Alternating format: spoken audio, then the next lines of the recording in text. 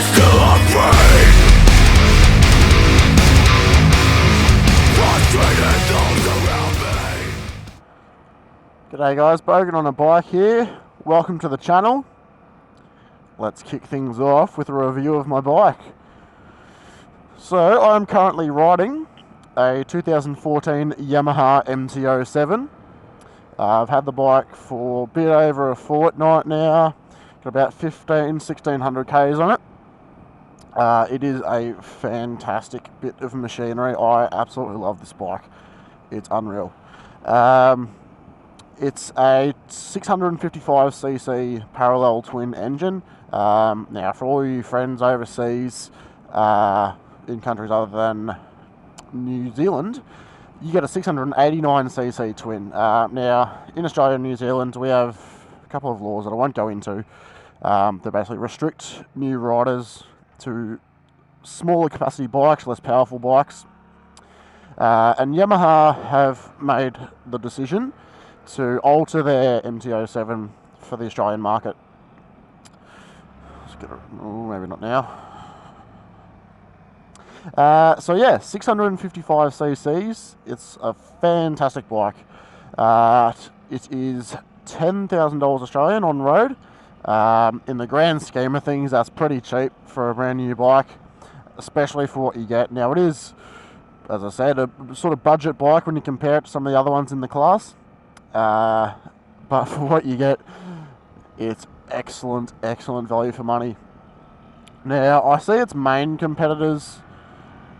Fucking hell. Let's get around this truck.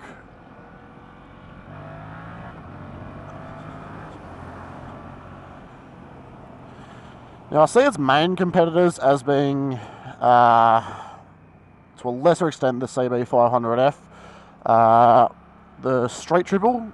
In Australia, again, they've restricted it to 660cc's. So LAMS Street Triple, the Duke Monster 659, probably the ER6 NL as well, which is another learner modified restricted bike. So they're its main competitors. Now, out of the lot of them, it has the best torque, pretty much the best power. The only bike that's beating it on power really is the Street Triple. But you do have to keep in mind that that bike's about 20 kilos heavier than the MT 07, and it's only by about 2 kilowatts or something that it actually is superior. So you're not going to notice that, but the MT 07 still makes, I think, 3 more Newton meters of torque when you compare it to the Triumph. So the engine's fantastic. As I said, 655cc. It's the parallel twin engine. It's got Yamaha's cross-plane concept. So, among other things, it doesn't sound like a typical parallel twin. It does have a great engine note, even from factory, with the stock muffler, even though it's a little bit quiet. I have ordered a Akrapovic system for it.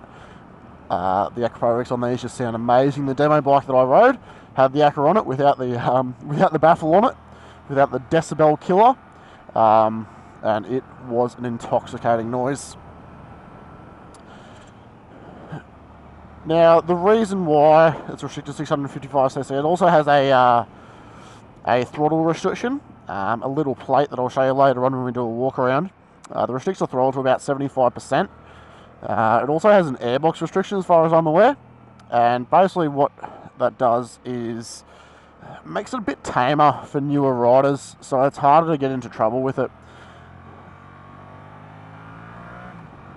That being said, it's not like it isn't enjoyable. It can definitely hold its own.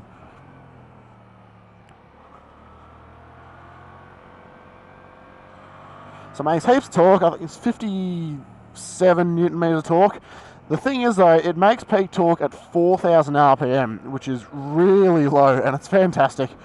Peak power at about 38 kilowatts is 8,000 RPM. When you compare that to the international version of the MT 07, peak torque for that I think is about 6,500, and peak power is at 9,000. So even though the power's dropped and the torque has dropped a little bit as well, the power characteristics have sort of shifted lower down the rev range, and you still get a fantastic torque curve. Very, very even power across the whole rev range, which makes it fantastic for newer riders. My previous bike was a Aprilia RS125, which was a two-stroke.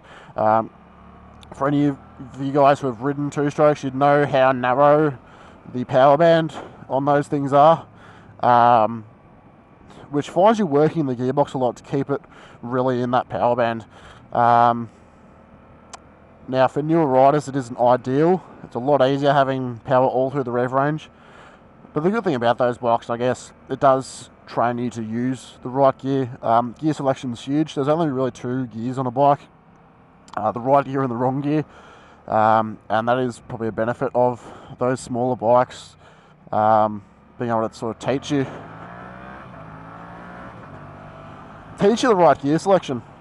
I still find myself downshifting a lot on this bike when I don't particularly need to, just because of that whole background that I have from the RS. As I said, this bike makes a lot of torque all the way through the rev range, and all you really need to do on it is roll on the throttle. As long as you're above about 3,000 RPM, you're going to make power. Below that, it does lug a bit. But yeah, from about 3,000 all the way up to, probably 9,000, it starts to run out of breath. Then again, red line's at 10. It's fantastic. It really picks up around 6,000 RPM. It does feel like that's when it's making it sort of peak whoosh acceleration. But overall, the pattern on it, the torque and power characteristics are just fantastic, even for newer riders. Now, it is aimed at newer riders, returning riders as well. Anyone who's a little bit inexperienced with bikes, because as I said, it is very easy to ride. It's very forgiving. That can come down as well to the brakes. Now, I'll go on the brakes in a little while, but it's hard to find yourself in trouble. Now, the overseas model, obviously with that unrestricted throttle and more torque and more power, see a bunch of guys, ripping a couple of power wheelies in second, even in third. This one, it'll lift it in first quite easily. Second's a bit harder. I haven't lifted it up in third. Then again, I'm about 105 kilo. I'm sure a lighter, better rider could probably, that's a nice one, could probably lift it up in third as well, or at least give it a run for its money. Let's go this way, down to Alinda.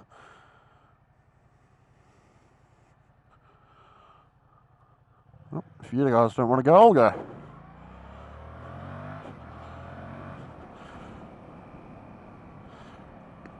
Now, aesthetically, this bike, I love it.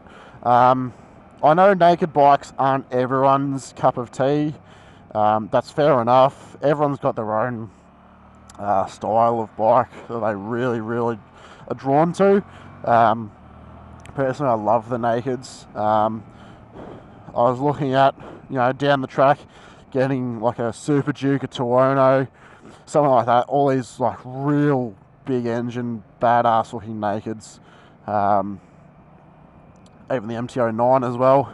Just so it happens that due to some circumstances, my next bike had to be a bit sooner than I expected while they were still on these restrictions, so I purchased the MT-07.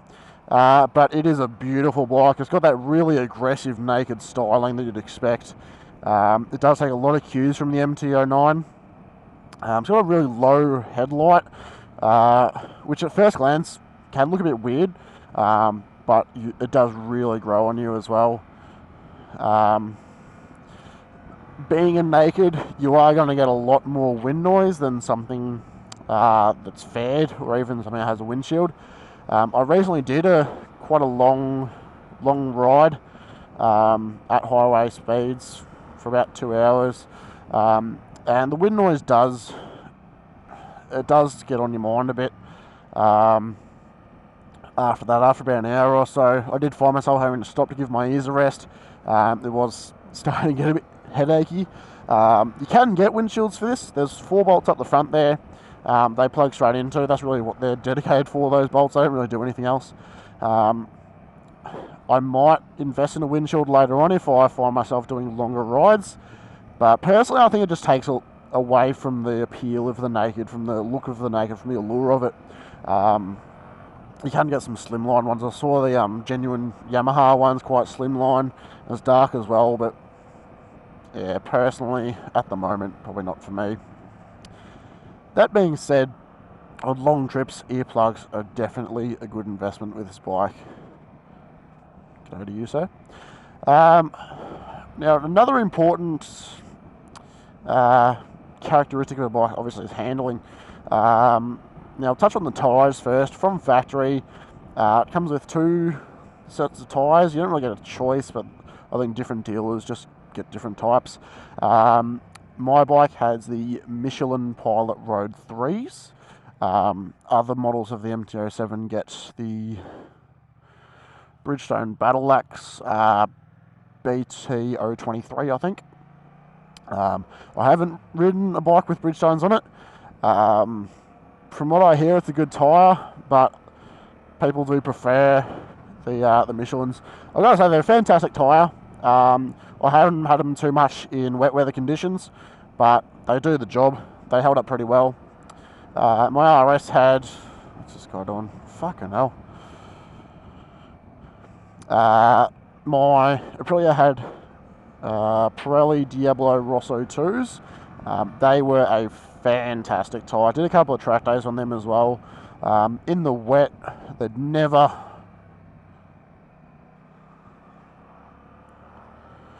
Thank you, mate. They'd never find themselves losing grip. The only time I did lose grip was actually at the track, hitting a patch of oil. When it comes time to change the tyres on these, I'll definitely be giving the Pirellis some serious consideration, but from what I hear, the Road 3s are great when it comes to longevity, and they haven't failed me so far. Now, obviously, it's not all about tyres. Suspension's another big one. Now, myself and also a lot of other people that have found the MT-07 to be a bit bouncy in the rear, a bit soft. Now, it does have adjustable preload for the rear spring. From factory, it is set at 3 out of 9. There's 9 settings. It's set at 3, which I found quite soft. I've got it set at 6 at the moment, and the rear suspension, it's firm, but it's still bouncing a lot, and it can be a bit annoying, especially in some corners that are a bit uneven. When you are, getting a decent speed through a corner and it starts bouncing on the rear, it can sort of put you off a bit. The front's pretty good, non-adjustable. 41mm KYB forks, and they do the job. Obviously, they're not, the top of the range front suspension, because it is a budget bike after all. It's only $10,000 on the road, and for that sort of money, you're not going to get a bike that has, Olin suspension, Brembo brakes, this, that, and the other. They do have to make sacrifices, but they do the job. In most corners, they hold up pretty well. They can sort of dive in a fair bit, but once you're in the corner, it's pretty grounded and it feels quite sure of itself. Now, brakes, obviously another component of handling. A lot of people have really praised the rear brake on this for being easy to dosage, but also very, very firm, very grabby. Personally, just with my riding style, I rarely use the rear brake. Now, it is a good rear brake, don't get me wrong, but I just don't find myself using it that often. I do use the fronts a lot more, and I do depend on them. The fronts, I found, are a bit soft. They're dual disc, so you'd expect them to be pretty good in terms of stopping power, but they just don't have the first initial bite that I'd like from a bike with dual disc brakes. It probably does come down to the compound of the brake pad that they use. My previous bike, obviously the RS, was pretty pretty decked out when it came to all that sort of stuff, because it was a race replica bike, had braided lines, all that sort of stuff. The good thing about brakes is they are fairly easy to remedy. You can get braided lines, you can get better pads with a better bite. As far as I'm aware, this bike has the same caliper as an older model of R6, I think. Maybe the other one, doesn't really matter. Which means there's going to be a lot of aftermarket pads available. So I'm sure getting something with, as I said, a bit more first initial bite would be fantastic. Then again, as I previously said, this bike is targeted at newer riders. This particular model, the Australian model, doesn't have ABS. Overseas, you can get it as an option. Having a set of brakes with a lot of initial bite on a bike that doesn't have ABS for newer riders might be a little bit daunting. You might find they sort of grab a fistful and they lock up pretty well. I haven't locked these up, and I don't plan to. So it can be a bit dangerous. So I can understand why Yamaha might have put a softer compound pad on it. They do stop fine. It's just that first initial grab. The brake feel isn't what I would like. It's not so much of a downside, just a suggestion really, because you can remedy it quite easily, easier than you can remedy suspension. All in all, the handling is fantastic though. What's this guy doing? Righto. You can take corners quite quickly, and be very confident about it. It's not, it's not a fully fledged sport bike by any means. It's not an R6. It's not a RSV4. All these sorts of bikes that you can really thrash at the track. Oh, that's not ideal. Righto. That being said, it definitely holds its own in the tighter corners. It really eats up the twisties. Come on.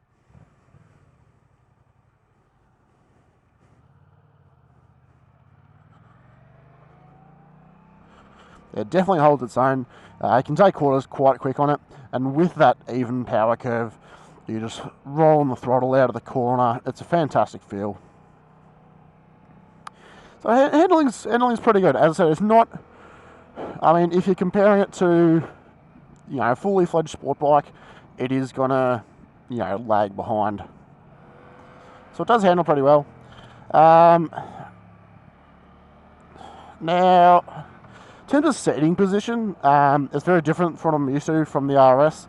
Now, that bike was quite small geometrically. I'm about 6'2", I said about 105 kilo, and as I said, that bike was quite small, definitely too small for me. I had a mate describe that it looked like I was a rhino with a roller skate up its ass, which is pretty accurate. But I fell in love with that bike anyway. But this bike, as I said, very, very different in terms of seating position. It's a naked, so you've got to be much more upright. And the seat itself, in terms of sort of where you sit, it's actually pretty interesting. It's once we get to do a walk around, I'll show you a bit more in depth. But it's a triangular sort of shape where it's a lot wider at the back, so taller guys can sit there, sort of move back and not be as cramped. But it narrows at the front, so smaller, shorter riders can sort of move to the front and not be inconvenienced and still reach the ground with a flat foot, which is pretty good. Now the seat itself, the feel, so it's bouncing a lot through those corners. The feel isn't the best. As I've said, it's a budget bike, so you can't have the best stuff on it all the time. I would have liked a bit more consideration with the seat. In the first half hour of a ride, it's fine. You don't really notice much, but after about 45 minutes to an hour, keep in mind I'm a fat bastard, it can really hurt your ass bones. I do find myself having to stand up on a ride quite a bit just to stretch out, because it does wear on you. Now you can get a comfort seat from Yamaha, which is another $360, which is a fair whack of money. I have heard great things about that seat though. Probably in the future I might look at it, but it is quite a bit of money that I'd rather spend on other modifications. The first modification being that acropovic exhaust.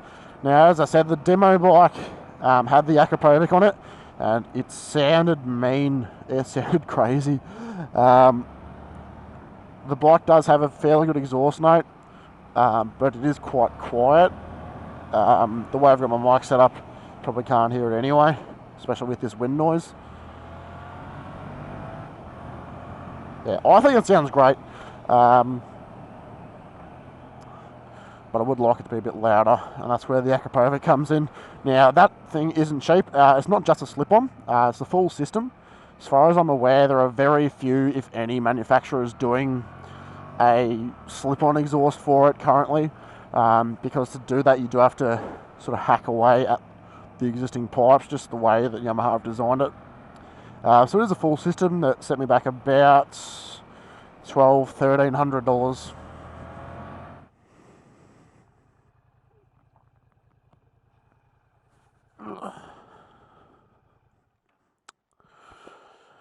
Well, so this is the MT-07. As I said, I think it looks fucking awesome. So from the front, as I said, you got like the low down headlight. Some people don't like it, but personally I think it grew on me. Now the dash is something I want to talk about. A lot of people seem to be at odds with the whole key in front of the dash. Personally, I like it because it sort of keeps it away from you. So it's like not obtrusive at all. The dash itself is fantastic. There's a little cool pattern here.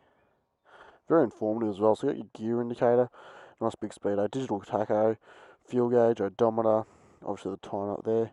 Multi-function as well. Air temp 22 degrees, engine temp was actually running a bit hot. Average fuel consumption 4.9. I find that that's a little bit higher than what I measure. It's usually about 4.7 to 4.8. Also keep in mind I haven't changed that since I got the bike, so that's since I've had it, but around 4.8 you'd expect. Instant fuel consumption. You've got 2 trip meters. So there's trip 2, which I don't change, I don't bother using. And there's trip 1, so that's how far I've gone so far on the tank. You also get a trip F, so that once your fuel light is on, once the final bar is flashing, it'll tell you how far you've ridden rather, on your reserve. Now in terms of that throttle restriction, so you got that down here, see if you can see that. So that little plate there is basically what restricts the throttle. Now, let's see if I can make that a bit evident. So you can see that little plate there restricts the throttle. I'm sure that would be easy enough to modify, but personally, it doesn't really matter to me, so far at least. Also, with our learner restrictions, if you modify it to not be LAMS approved, then technically you can't ride it. Now I've made a couple of modifications, a couple of LED indicators, which work pretty well. Big one as well, this radiator guard down here. Now with the exposed radiator, you don't want to get stones and shit flying on it, because that could be bad news. I've got this radiator guard here, which has done pretty well for me so far. Easy enough to install. Behind these bit of plastic things, just take them out. There's a bit of plastic in it cut out so it doesn't foul it, but apart from that it's pretty easy. Other modifications I've made, as you can see, the Krieger bag, which is fantastic. Might do a review of that in another video. Got the tail tidy here, R&G tail tidy, which does a great job as well. The stock one comes down to about here, a bit ugly. I've also taken off the pillion foot pegs, which is very simple. Just these 2 bolts here, one on either side. Now, with this right-hand side here, it does also have a bracket for the master cylinder for the rear brake, or rather the brake reservoir. Now, I probably will make up a bracket later on, but temporarily, got a little cable tie there. That's doing the job pretty well. Now, here's the Pilot Road 3s. So it's a nice wide rear tyre. It's a 180 rear tyre. Very, very grippy. A bit of a dust off there. Yeah, so it's a good bit of tyre. In terms of sort of lean angle, I thought these foot pegs over here were a bit too long. I was thinking of sort of unscrewing them and putting something shorter in there so I didn't sort of grind foot pegs. As you can see, I've got about 8mm left to go on the tyre. Haven't scraped the foot pegs yet, so they're pretty good. So I've seen a lot of people online changing them. Personally, I don't think it's required. But fantastic looking bike. I've got the matte grey metallic, which I reckon looks awesome. You can see all this is finished in metallic as well. Nice little metallic bronze on the engine cover there. It's a fantastic looking bike, if I don't say so myself.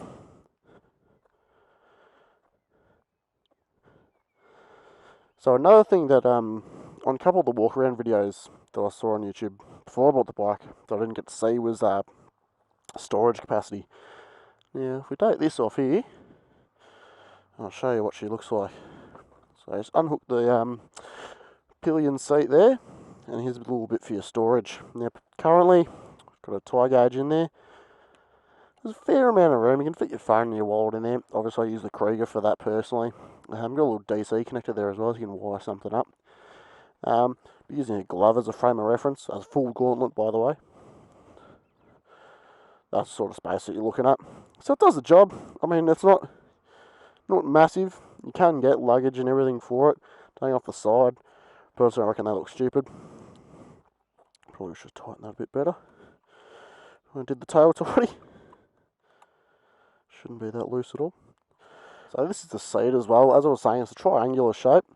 So much thinner at the front here, so shorter riders can sort of reach a bit better. Personally, I sort of sit back here where it's a bit meatier. So that's what I was saying, how it's very very accommodating for a bunch of different heights of riders.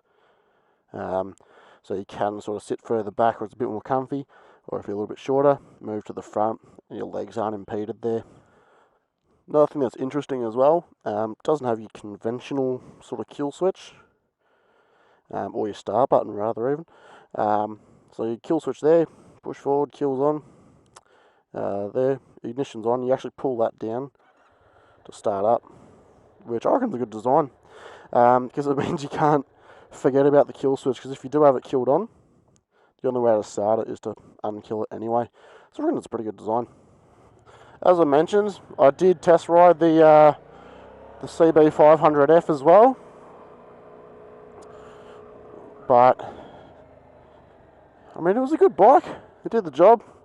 Put a smile on my face, but as soon as I threw a leg over the Yam, I knew I was ruined. I couldn't have gone back to the Honda. It was just much more power, much more torque, much better handling, much better quality. That Honda is made in Thailand, whereas this, the Yam, is still made in Japan. So there's a couple other things up front that I'd like to mention. It is a quite minor thing, but the mirrors on this bike are fantastic. They've got the sort of convex lens, which gives you a huge field of view of what's behind you and what's to the side of you. They're not distorted though, like those round blind spot mirrors are. They still give you heaps of vision, which is definitely what you want. Now, one thing that it is a bit of a downside to it. The throttle grip, the right hand side has lateral movement, it's horizontal movement. It's very hard to see on the camera.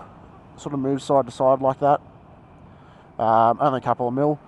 Now it's not just my bike that does that. Also the demo bike that I rode also had that.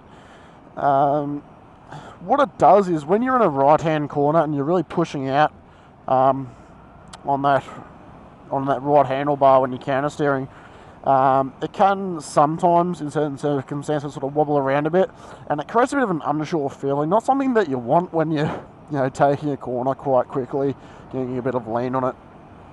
I'm sure it's easy enough to remedy, probably with a set of different grips or something like that. When I take the bike in next time, I will mention it to him and see what we can do. But it's not a huge issue. What else we got up front? So we've got cabled clutch, cabled throttle, obviously hydraulic brake, adjustable reach, little dial there, you might not be able to see that, adjustable reach on the brake lever. Clutch is non-adjustable. Probably will look at getting some aftermarket levers on this in the hopefully not too distant future. Had them on the RS, the adjustable ones, and they were fantastic, just made it much better.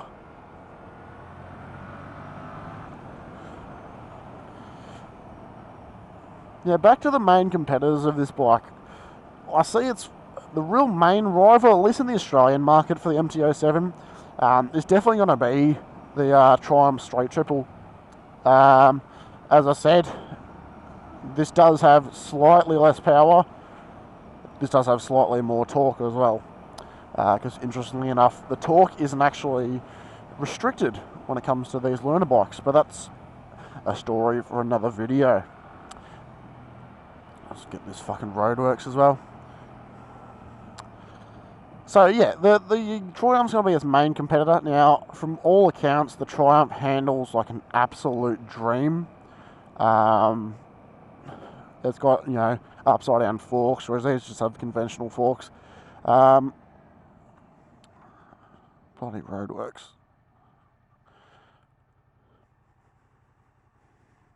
Could be here for a fucking hour.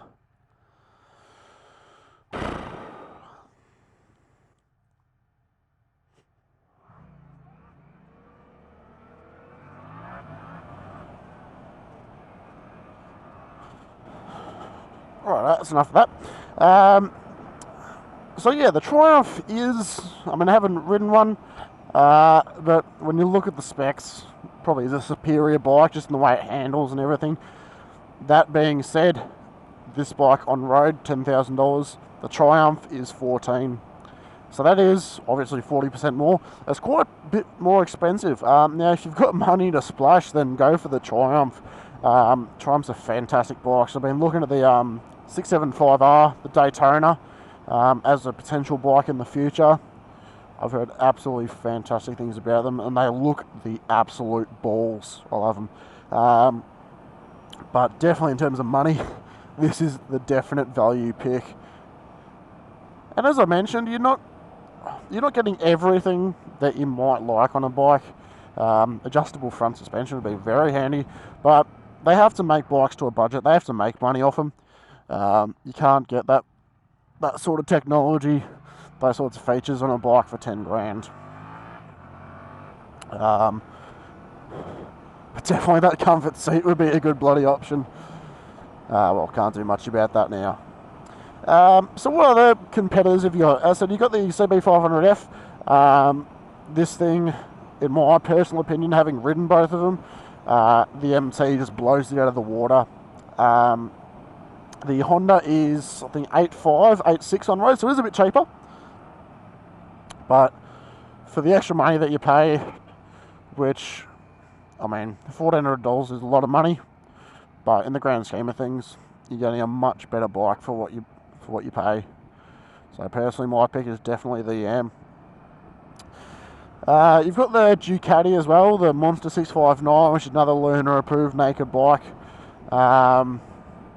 I've seen a couple and they look absolutely top shit. They sound awesome as well, obviously, with that Ducati V-twin or the L-twin or whatever this one has. But it's 16 grand, 16, 17 grand. And for a learner bike, unless your parents are absolutely loaded, I don't see, you know, the benefit in that. I mean, you are getting Ducati. Ducatis are, you know, are meant to be expensive.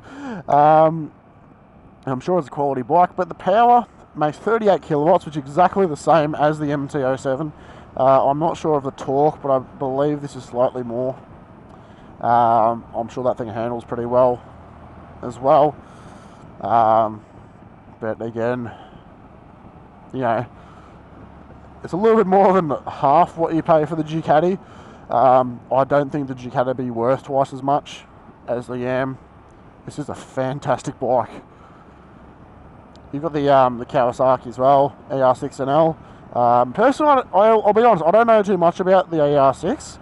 Obviously, they make the AR6N, and then the restricted LAMS version, the NL, L being for learners. Three-wheeled scooter, piece of shit. Yeah, so I can't really comment on it too much, but from what I've read, I mean, they are fantastic bikes. You can't really go past the Yam. I reckon it does look a lot better than the Quacker, but that's just my personal opinion. So I think I've just about covered everything. Just to retouch, it's a great bike with a great engine. It is restricted to what you guys overseas get, but for anyone in the Australian market looking to get into riding, or returning to riding, it definitely should be at least close to the top of your list, especially if you're after a naked. Be great to see him make a full-fed version of this as well. I was watching Cager on Two Wheels, his review on it, which is fantastic, and he suggests a full-fed as well. I reckon that's great, especially for the Australian market. A lot of younger guys, really want that super sporty look. Your full-fed stuff, which I can understand, obviously. It's probably why the Ninja 250s and 300s are so popular. So, very highly recommended for newer riders. As I said earlier in the video, it's sort of hard to find yourself in much trouble. It's very forgiving. It's buttery smooth. The gearbox is great. The gearbox is very sure of itself.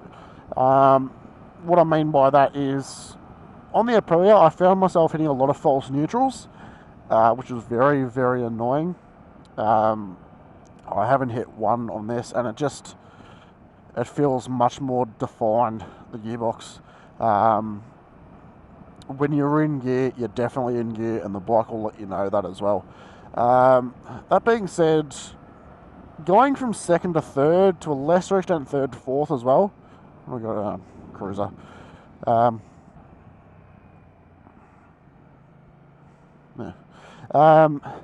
It's basically going into or coming out of third gear. It has a really solid click to it. It's sort of hard to pick up on the camera. We'll see if we can hear it when we...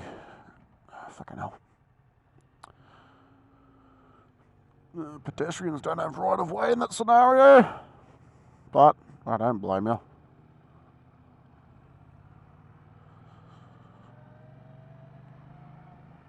Alright, let's try this change in the third. Listen closely. A second. Didn't really do it there. Well, there's out into fourth. You might have heard that.